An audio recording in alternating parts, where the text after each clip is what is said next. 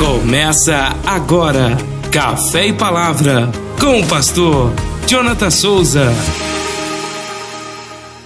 Graça e paz, querido irmão, amigo, chegando aqui para mais uma manhã, Café e Palavra. E hoje nós estamos partindo para o segundo dia da criação, onde Deus criou o universo, né? Por assim dizer.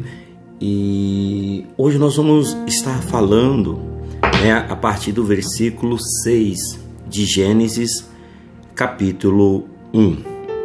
Nos diz assim: E disse Deus: haja um firmamento no meio das águas, para que separe as águas das águas.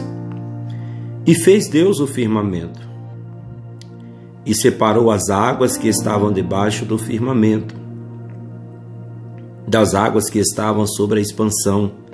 Assim foi, e chamou Deus a expansão céus. E foi a tarde e amanhã o segundo dia. Aqui nós chegamos a um ponto da criação onde Deus ele vai trazer isso ao conhecimento de Moisés, esses detalhes, né, para que assim ele deixasse registrado como as coisas aconteceram lá no início. Ele, no versículo 6, começa dizendo que Deus disse: haja um firmamento no meio das águas. Ou seja, uma expansão, né? Nós conhecemos, para ser mais claro, a atmosfera, né, entre que separa as águas da chuva, das nuvens e a água da terra. Então, Deus cria a terra, Deus cria os céus no primeiro dia, né? E no segundo dia ele continua, por assim dizer, a colocando os detalhes, cada um no seu devido lugar. E ele começa fazendo separação entre as águas, ou seja, ele cria uma expansão, uma atmosfera, aonde essas águas estivesse cada um no seu devido lugar, né? E para que separe as águas das águas, né? Isso se refere às nuvens, né? A água da chuva, né? Que se condensa nas nuvens, e a água, por assim dizer, da terra. No versículo 7 ele diz assim: e fez Deus o firmamento. Ou seja, há uma diferença aqui entre criar e fazer, né? Criar é algo que você cria do nada. Então Deus, ele fez, ou seja, ele vai agora adequar esse firmamento a um propósito, né? Ou seja, ele vai transformar algo que ele já havia criado. Se você pegar lá o primeiro versículo, o primeiro dia da criação, né? Ele criou terra e céus, né? E agora ele vai criar ele vai estabelecer, né, algo que já foi criado, mas ele vai estabelecer para um propósito, né? Algo que vai ser desenvolvido para a existência de uma finalidade, de um propósito. E separou as águas que estavam debaixo, né, do firmamento. Os oceanos, nós vamos ver aqui que abaixo, aí vem os rios, oceanos, né, que nós temos contato aqui, visível. Então você vai ver que Deus ele orquestra tudo isso aqui, né? Separou as águas que estavam debaixo do firmamento das águas que estavam sobre a expansão, ou seja, a atmosfera, né? E assim foi. E chamou Deus a expansão, céus, né? Ou seja, a atmosfera que nós conhecemos. E foi à tarde e amanhã o segundo dia. Veja bem que esse segundo dia, ele se encerra diferente do primeiro dia. Porque se você pegar aqui, né, quando Deus ele disse, haja luz e houve luz, e versículo 4, e viu Deus que a luz era boa. Ou seja, Deus vai olhar para aquela obra daquele primeiro dia e ele vai concluir como algo bom, que atende ao propósito inicial. Nesse segundo dia, nós vamos ver como... Vou tentar interpretar para os irmãos aqui, a minha imaginação. É como você pegar uma caneta, né, e esboçar um desenho. É apenas ali um esboço. Você está mexendo, né, as coisas. Você está colocando, por exemplo, você está colocando aqui o quarto, a cozinha, a sala, né, o banheiro. Então você cria um esboço no papel. Esse segundo dia nós vamos ver que ele se encerra não com uma declaração de muito bom. Por quê? Porque a obra ela ainda estava incompleta. O segundo dia, e aqui eu aprendo, irmãos, que tem coisas na nossa vida que vai demorar mais tempo para concluir, que vai demorar um pouco mais para terminarmos. Nem tudo vamos conseguir fazer a tempo e a hora, ou talvez, né, de um dia para o outro. Aqui eu estou mostrando para você o Criador do universo, o próprio Deus, com seu poder, mas ele não faz as coisas de forma apressada. Ele faz com perfeição. E por que o segundo dia Deus ele não declara algo bom? Porque era apenas um rascunho, um começo de uma transformação que não e ainda estava completo. E uma obra incompleta você não vai, né, caracterizá-la como boa, porque ela não terminou ainda.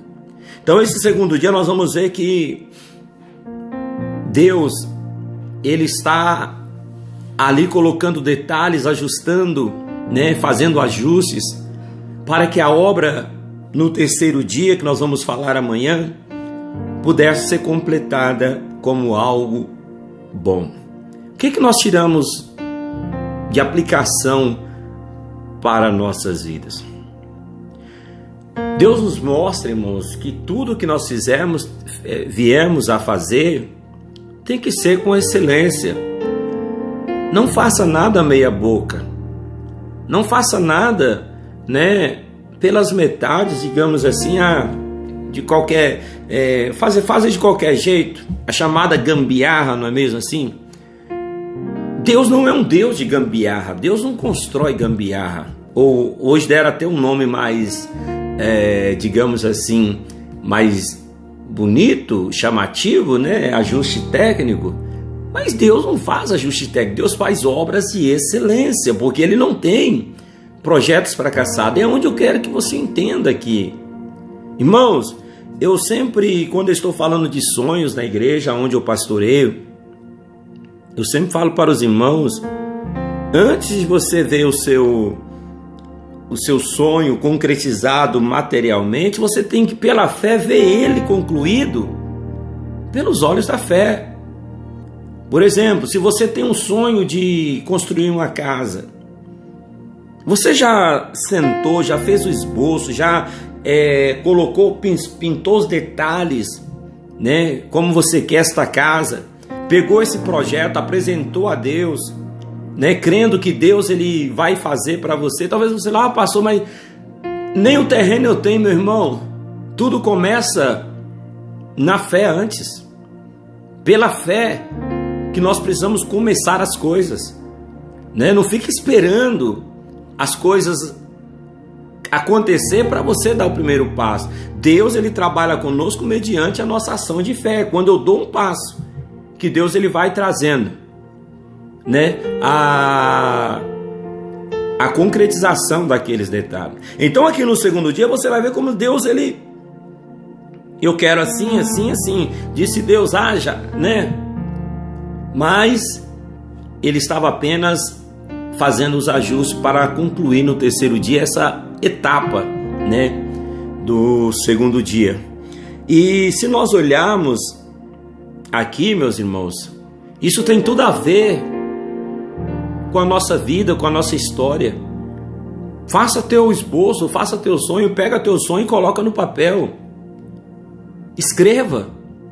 Deus gosta de que nós venhamos ser objetivos na presença dele. Talvez você fale assim, pastor, mas eu nem comprei o terreno, nem tenho lote. Meu irmão, faça o esboço já com o tamanho do terreno que você quer. Você quer meio lote? Você quer um lote? Faça esse esboço. Ah, pastor, eu não tenho como pagar um arquiteto, um engenheiro. Não, meu irmão, é você mesmo. O arquiteto, ele só vai colocar aquilo que está na tua mente, aquilo que você projetou. Faça você seu esboço, né? É dentro de um lote, é dentro de meio lote, né? Construa ali e apresente a Deus. Ah, eu quero um carro, eu quero comprar um carro. Mas que carro você quer comprar? Que cor, que marca? Qual a potência do motor? Qual a motorização desse carro? Tudo isso, irmãos, determina a nossa fé. Porque quando eu tenho fé e eu vou colocar diante de Deus, Pai, eu quero algo de excelência e não algo meia boca. Porque Deus, ele é um Deus de excelência. E é onde eu quero que você entenda. Comece a organizar a sua vida. Comece a colocar, como eu falei ontem de manhã, né? Deus é um Deus de organização. Deus não gosta de bagunça. Quem gosta de bagunça e sujeira é Satanás. Comece a organizar, sabe?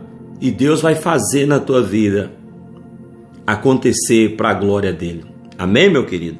Eu gostaria que você entendesse essa criação de Deus. E amanhã nós vamos falar do terceiro dia, né? Mas você vai ver que o segundo dia aqui, a obra, ela fica incompleta porque caiu à tarde.